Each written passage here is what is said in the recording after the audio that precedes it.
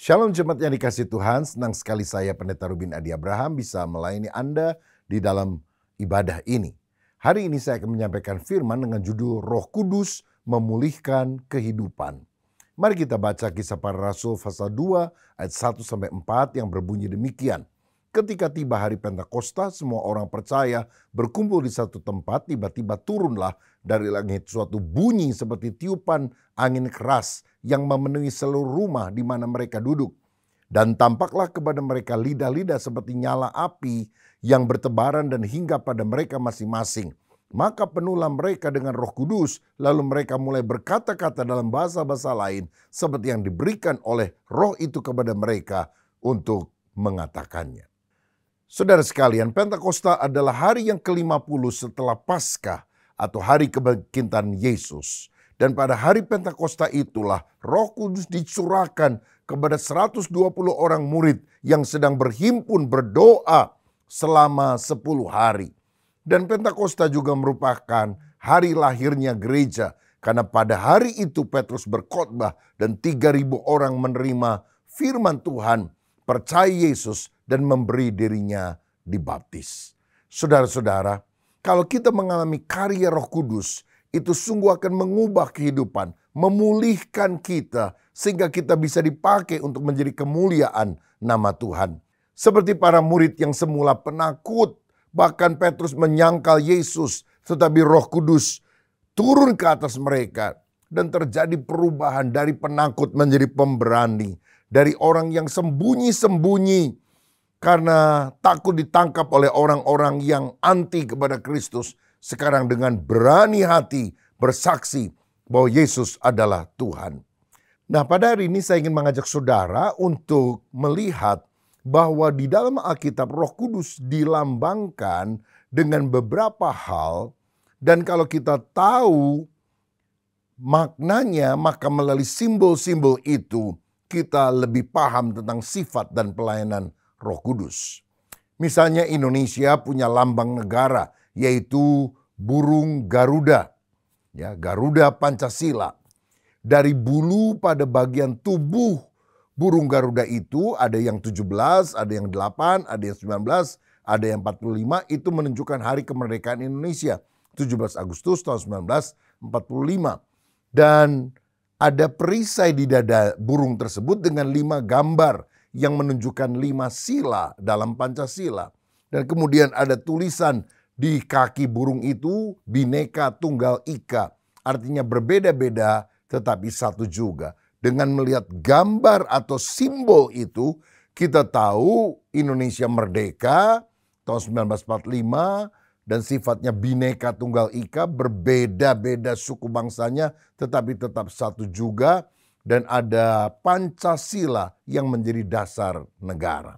Nah, kalau Alkitab membahas tentang Roh Kudus, seringkali Roh Kudus dilambangkan dalam berbagai hal supaya kita lebih memahami karya Roh Kudus yang memulihkan kehidupan kita. Nah, yang pertama kita melihat bahwa Roh Kudus digambarkan seperti angin. Karena dalam Kisah Rasul pasal yang kedua, ayat yang kedua, ketika para murid berkumpul, tiba-tiba mereka merasakan tiupan angin yang keras. Jadi Roh Kudus digambarkan seperti angin. Nah, dalam Yohanes 3 ayat yang ke-8, Alkitab juga mencatat hal ini. Angin bertiup kemana ia mau dan engkau mendengar bunyinya tetapi engkau tidak tahu dari mana ia datang atau kemana ia pergi. Demikianlah halnya dengan tiap-tiap orang yang lahir dari roh. Jadi angin itu kan nggak kelihatan tapi nyata. Kalau misalnya kita sedang kepanasan lalu kita ambil kipas lalu kita kipas-kipas, kan kita nggak lihat anginnya tetapi kita merasakan seperti ada tiupan dari angin pada badan kita. Pernah lihat angin? Nggak pernah kan? Pernah tahu warna angin? Ada yang bilang warnanya merah karena kalau masuk angin dikerokin merah katanya. Ya tentu itu bukan warna angin, saudara. Tetapi kita bisa merasakan kehadirannya. Seorang anak sedang main layang-layang dan layang-layang tinggi tertutup oleh awan. Nggak kelihatan. Seorang bapak lewat dan tanya, kamu lagi apa nak? Main layang-layang pak. Mana layang-layangnya? Bapak nggak lihat. Oh, Saya tahu layang-layangnya ada di sana walaupun tidak kelihatan karena saya masih merasakan tarikan pada benang ini. Begitulah karya Roh Kudus yang misterius bekerja tapi sungguh sangat berdampak.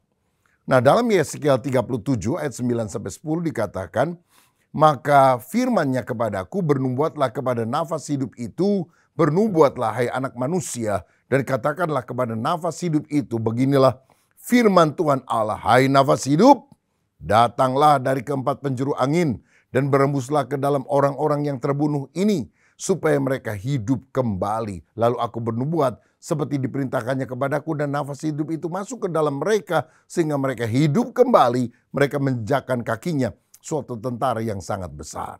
Nah, kisahnya satu kali Yeskiel dibawa oleh Tuhan melihat sebuah lembah yang penuh dengan tulang belulang yang mengerikan. Ia melihat tengkorak begitu banyak, tentu bulu kuduknya merinding. Tetapi firman Tuhan berkata, katakanlah supaya nafas hidup, roh itu kembali kepada mereka. Dan ketika Yeskiel mengucapkannya, itu roh kembali masuk ke dalam kerangka tersebut. Lalu mereka bangkit kembali, hidup lagi dan menjejakkan kaki suatu tentara yang sangat besar. Ini menubuatkan tentang bangsa Israel yang akan terserak ke seluruh dunia, yang akan hancur tapi kemudian akan dibangkitkan kembali pada akhir zaman. Dari sini kita bisa belajar bahwa Roh Kudus kalau datang dalam kehidupan kita, Dia akan menghidupkan kita. Menghidupkan roh kita yang sudah mati, yang tidak ada persekutuan dengan Tuhan, yang ada hanyalah perseteruan. Nikodemus adalah seorang ahli Farisi yang pernah datang malam-malam berbicara kepada Yesus dan minta petunjuk bagaimana dia memperoleh hidup yang kekal. Dia orang yang beragama, yang taat kepada hukum Taurat, tetapi secara rohaniah dia mati, dia akan masuk ke dalam neraka. Lalu Yesus bicara tentang kelahiran baru, yaitu kalau dia membuka hati percaya kepada dia sebagai Mesias, Roh Allah akan masuk ke dalam hidupnya dan dia akan mengalami satu kehidupan yang baru bersama dengan Tuhan yang memungkinkan untuk dia diselamatkan. Lalu dia yang tidak mengerti bilang, aku sudah tua, bagaimana aku bisa lahir kembali? Maka Yesus menjelaskan, ini bukan kelahiran jasmani, tapi kelahiran rohani, seperti roh bertiup kemana saja dia mau. Kamu tidak tahu dari mana dia datang dan kemana dia pergi. Tapi begitulah orang yang dilahirkan oleh Roh Kudus mengalami pemulihan, perubahan yang dahsyat dalam kehidupannya. Jadi siapa yang ada dalam Kristus, dia adalah ciptaan yang baru. Yang lama sudah berlalu, sesungguhnya yang baru sudah datang. Saya teringat ada seorang penyanyi lagu populer pada zamannya, yaitu Ade Manuhutu. Saudara-saudara, dia hidup di dalam dosa pada waktu itu karena dia juga masih sangat populer. Tapi kemudian ada seorang pendeta mau KKR di sebuah kota di Jawa Tengah, mengajak dia untuk bersama-sama dengan rombongan dari Jakarta itu ke kota tersebut. Karena Ade Manuhutu adalah seorang penyanyi yang bagus. Dan dia Kristen kan, walaupun Kristen KTP, Kristen tanpa pertobatan, disuruh nyanyi. Dan pada waktu di sana, dia mulai nyanyi. Lagu yang dipilihnya Bukit Kalvari. Menjulang nyata atas Bukit Kala, terang benderang salibmu Tuhanku. Lalu pada bait yang kedua, dikatakan, salibmu Kristus, tanda pengasihan, mengubah hati yang remuk redam. Pada waktu dia sedang menyanyikan lagu itu, tiba-tiba dia merasa bahwa dirinya orang berdosa, orang yang najis. Dia dapat Allah yang begitu kudus. Dan dia melihat seperti Yesus yang mati disalib untuk dia. Dalam pikirannya, di dalam benaknya. Dan dia selama ini sudah melukai hati Yesus. Dan waktu itu dia nyanyi, dia nggak tahan, dia nangis, saudara. Dia nggak bisa selesaikan lagu itu, dia nangis, dia nangis. Dan itulah malam pertobatannya. Dia sungguh-sungguh menerima Yesus sebagai Tuhan dan Juru Selamat.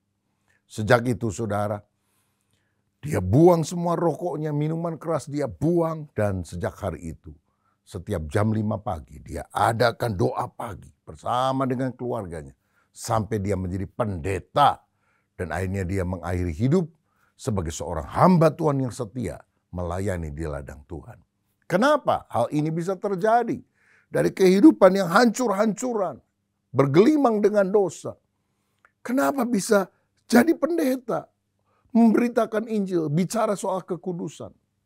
Karena Roh Kudus yang sudah menjamah, menghidupkan roh yang sudah mati, dan akhirnya membuat kita hidup hanya untuk kemuliaan Tuhan.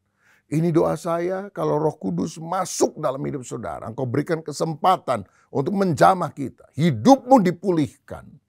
Karena rohmu akan kembali bersekutu dengan Allah. Yang kedua, saudara sekalian, Kisah Rasul 2 ayat yang ketiga berkata bahwa Roh Kudus dilambangkan seperti api. Karena ketika para murid berada di loteng Yerusalem, turunlah Roh Kudus ke atas mereka seperti lidah-lidah api.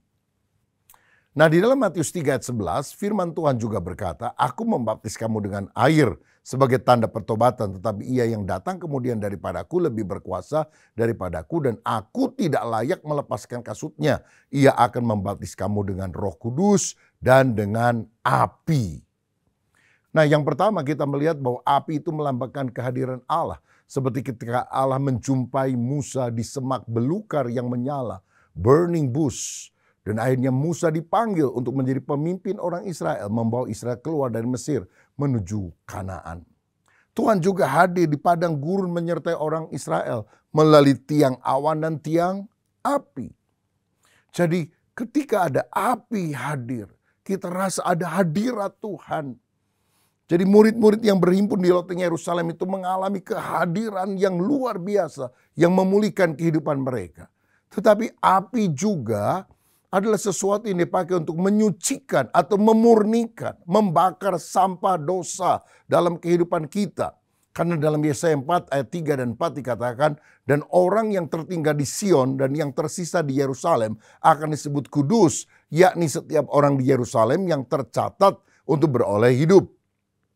Apabila Tuhan telah membersihkan kekotoran putri Sion dan menghapuskan segala noda darah Yerusalem dari tengah-tengahnya dengan roh yang mengadili dan yang membakar. Jadi roh Allah itu membakar seperti api. Membakar apa? Segala sampah dosa kita. Atau seperti pandai emas yang ingin memurnikan emas menjadi makin murni, terlepas dari perak, perunggu, dan yang lain. Bagaimana caranya? Dia panaskan itu api sampai 1000 derajat Celcius lebih, sehingga logam yang kurang mulia rontok, dan akhirnya api itu akan memurnikan emas sehingga emas murni tak bercacat dan sangat bernilai. Ibrani 12 ayat 29 berkata, sebab Allah kita adalah api yang menghanguskan. Dia mau memproses kehidupan kita sehingga kalau Roh Kudus bekerja, yang pertama tadi dia menghidupkan roh kita yang mati. Tapi yang kedua, api berarti dia menyucikan kita. Kalau Roh Kudus menguasai kita, pikiran kita dibersihkan, perkataan kita disucikan, tingkah laku dan kehidupan kita disucikan. Karena kalau kita sadar bahwa Roh Kudus selalu ada menyertai kita, bahkan tinggal di dalam hati kita, bagaimana kita bisa terus hidup di dalam dosa? Saya teringat saudara sekalian, pernah ada seorang hamba Tuhan namanya Jonathan Edward yang Tuhan pakai untuk melakukan the Great Awakening, kebangunan rohani yang besar di Amerika. Sebetulnya dia hamba Tuhan sederhana. Satu kali dia berkhotbah biasa dan dia menyampaikan firman dengan judul Orang Berdosa dalam Genggaman Tangan Allah yang Murka. Itu bicara soal neraka yang akan menghukum orang-orang yang tidak mau bertobat. Dia bukan seorang orator hebat sebetulnya. Dia khotbah cenderung monoton, saudara. Dia baca teks khotbahnya. Tapi dia sudah berdoa berpuluh-puluh jam sebelum dia menyampaikan khotbah itu. Karena dia sangat merindukan revival besar terjadi bagi umat Tuhan. Dan ketika dia sedang berkhotbah, Itu Roh Kudus melawat jemaat-jemaat, nangis meraung-raung sampai mereka seperti akan ditimpa oleh api neraka. Ada yang sembunyi di kolong daripada bangku kayu gereja yang besar itu. Dan Jonathan Edwards juga nggak tahu apa yang terjadi. Dan dia bilang, tolong tenang, khotbah saya belum selesai, dia bilang. Tapi lawatan Allah luar biasa. Itu kebaktian yang semula cuma 1 jam lebih. Wah, gak berhenti-berhenti sampai besoknya terus orang datang silih berganti di gereja tersebut. Dan meledaklah The Great Awakening di Amerika Serikat. Karena apa? Kalau Roh Kudus hadir, orang akan sadar tentang dosanya. Orang akan peka akan kehadiran Allah. Dan segala dosa ditinggalkan. Pengakuan dosa dilakukan, baptisan dilakukan dalam ibadah tersebut. Dan banyak orang kembali kepada Tuhan. Saudaraku, kita rindu Roh Kudus supaya hidup kita makin kudus dan berkenan kepada Dia. Yang ketiga, Roh Kudus dalam Alkitab dilambangkan seperti air. Nah, dalam Yohanes 7 ayat 38 dan 39 dikatakan, barang siapa percaya kepadaku seperti yang dikatakan oleh kitab suci, dari dalam hatinya akan mengalir aliran-aliran air hidup. Yang dimaksudkannya ialah roh yang akan diterima oleh mereka yang percaya kepadanya, sebab roh itu belum datang karena Yesus belum dimuliakan. Roh Kudus kalau bekerja, dia seperti air yang menyegarkan. Saudara-saudara, ketika kita lari kehausan di panas terik matahari, yang kita butuhkan adalah segelas air yang menyegarkan dahaga tubuh kita. Begitu juga kalau Roh Kudus turun ke dalam hidup kita, dia akan menyegarkan. Kita akan mengalami refreshment dari Tuhan. Kita akan dipuaskan. Dalam Yohanes 4 ayat 13 dan 14, Yesus pernah berkata kepada wanita Samaria yang tidak pernah puas walaupun dia sudah bersuami 5 kali dan sekarang dia tinggal dengan suami orang. Dia berkata begini, barang siapa minum air ini ia akan haus lagi, tetapi barang siapa minum air yang akan kuberikan kepadanya, ia tidak akan haus untuk selama-lamanya. Sebaliknya air yang akan kuberikan kepadanya akan menjadi mata air di dalam dirinya yang terus-menerus memancar sampai kepada hidup yang kekal. Jadi yang ketiga kita melihat Roh Kudus itu menyegarkan. Saya ingat pada waktu saya dipenuhkan dengan Roh Kudus. Oh, seperti ada aliran surgawi, sukacita, damai, sejahtera yang saya rasakan. Dan kalau kita mau mengalami kesegaran dari Roh Kudus, kita perlu berdoa, menyembah Dia, memuji Tuhan. Roh Kudus menyegarkan roh kita. Bahkan kalau kita roh kita segar, jiwa kita gembira, tubuh kita ini cenderung akan sehat, saudara-saudara. Tekanan darah tinggi akan menjadi normal kembali, jantung berdebar-debar menjadi normal kembali. Oh, biarlah Roh Kudus menyegarkan hidup kita. Masuk selalu dalam hadiratnya. Seperti Daniel, dia bilang 3 kali sehari dia menghadap Tuhan.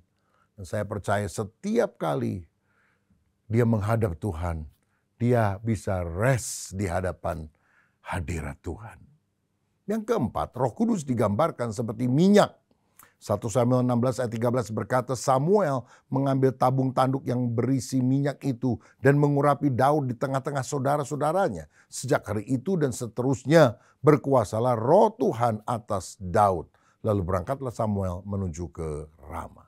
Saudara-saudara, jadi kita melihat di sini bahwa minyak itu melambangkan Roh Kudus. Karena ketika Samuel mengurapi Daud, maka sejak hari itu berkuasalah Roh Allah atas diri Daud.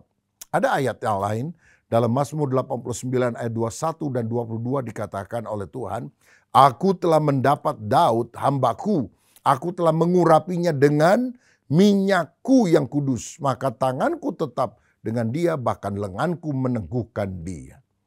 Nah, minyak digunakan oleh Nabi untuk mengurapi seseorang. Seperti Nabi Samuel mengurapi Daud. Nah, jadi orang pilihan Allah yang diurapi oleh minyak Roh Kudus itu, dia akan mampu melakukan tugas-tugas ilahi yang tidak mungkin dia lakukan dengan kekuatannya sendiri. Karena setelah diurapi dengan minyak, Daud harus menghadapi Goliat. Pasti dia kalah. Tapi karena Roh Allah sudah mengurapi, justru Goliatnya yang kalah. Karena pengurapan artinya kemampuan ilahi untuk kita melakukan pekerjaan-pekerjaan yang Tuhan suruhkan bagi kita. Dan inilah yang juga dikatakan oleh Yesus pada awal pelayanannya dalam Lukas 4 ayat 18 dan 19.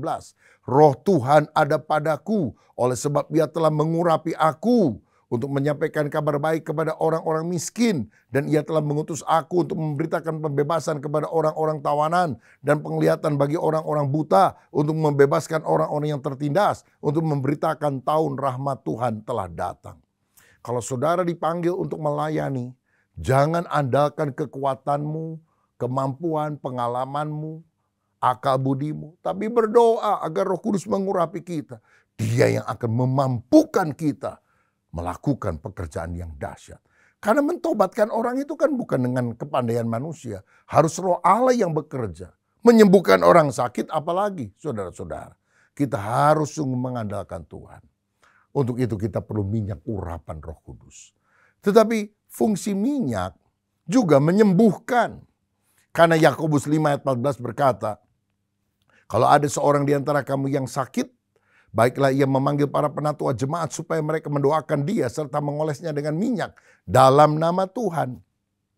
Pada waktu doa dipanjatkan dan minyak dioleskan pada kepala seseorang, maka kesembuhan itu akan mengalir.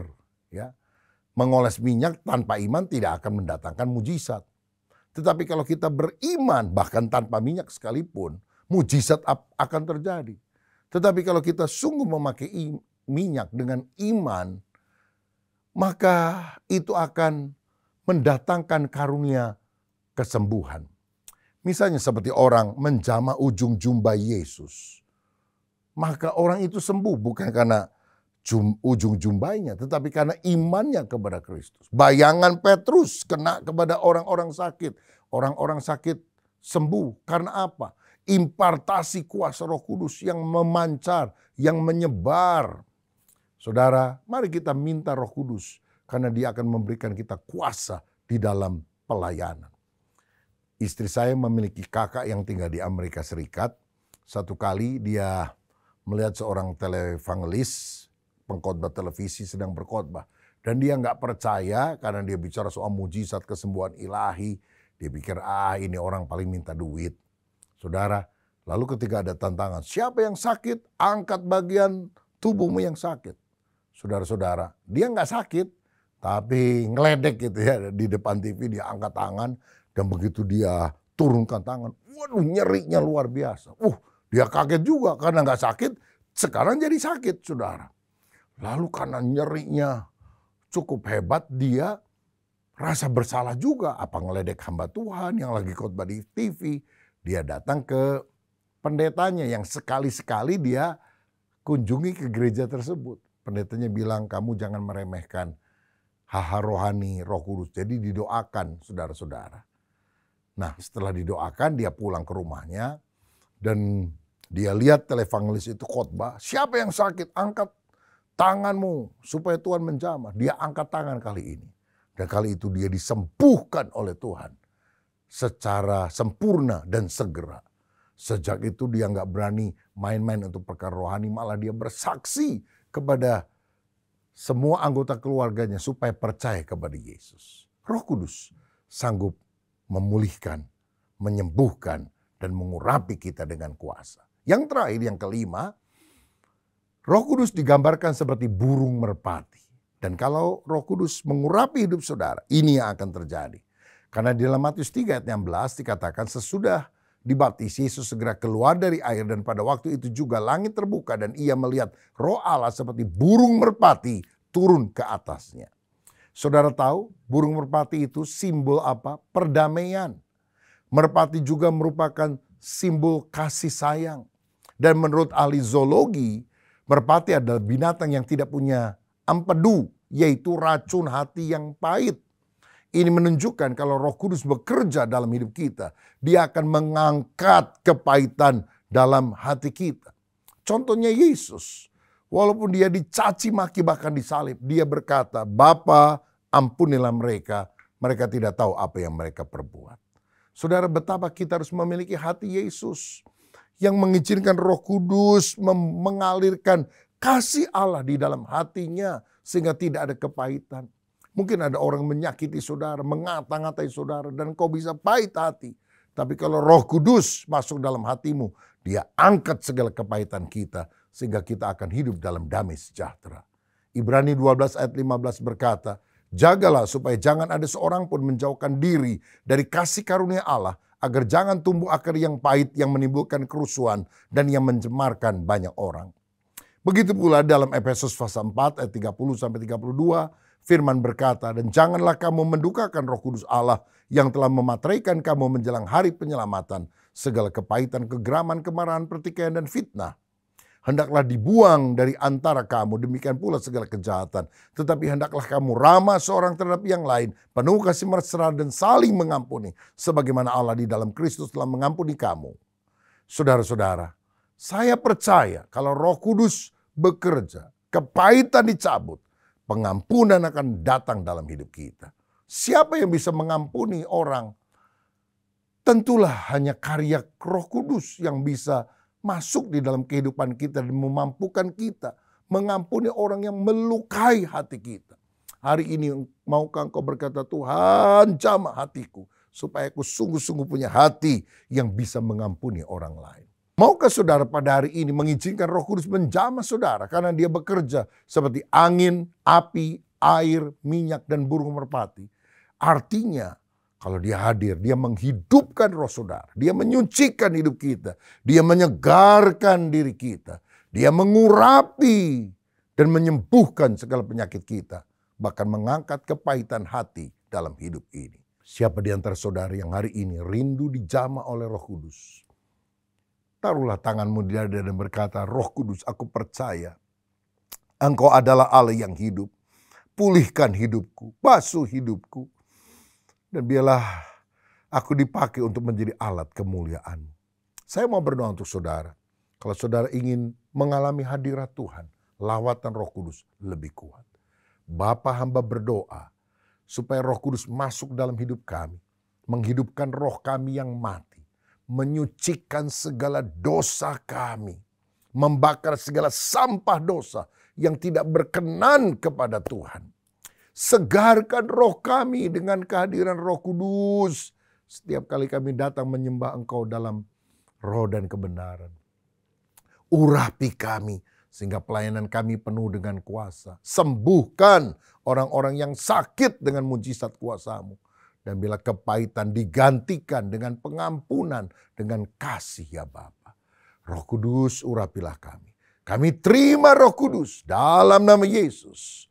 Untuk diam bekerja sehingga hidup kami sungguh-sungguh dipulihkan, dihidupkan, dikuatkan dan jadi berkat bagi kemuliaan nama Tuhan. Kami sambut Roh Kudus dalam hidup kami demi nama Yesus. Haleluya. Amin. Tuhan Yesus memberkati.